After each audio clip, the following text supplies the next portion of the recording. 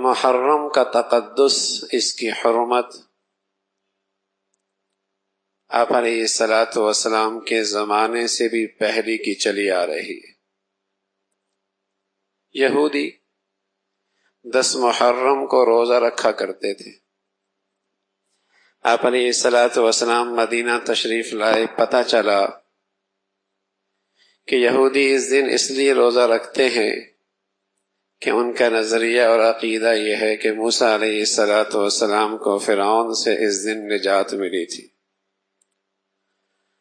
تو بطور شکر کے اس دن میں روزہ رکھتے تھے۔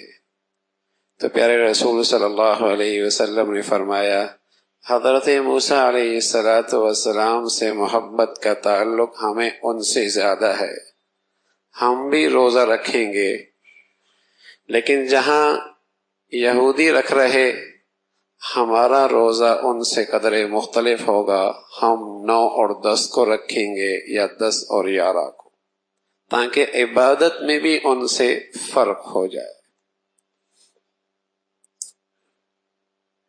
تو اس کی فضیلت، اس کی حرمت پہلے سے چلی آ رہی ہے۔ البتہ آپ علیہ الصلاۃ والسلام نے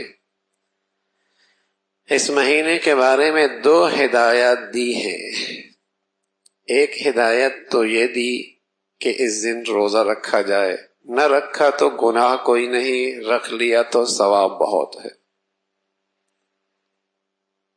نہ رکھا تو گناہ کوئی نہیں، رکھ لیا تو ثواب بہت ہے۔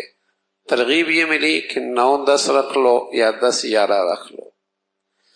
اور دوسری ایک حدیث ملتی ہے جس میں آپ علیہ الصلاۃ والسلام نے فرمایا، 10 کو اپنے گھر والوں پہ کھانے کی وسعت رکھو۔ یہ 2 ارشادات اس مہینے کے متعلق ملتے ہیں۔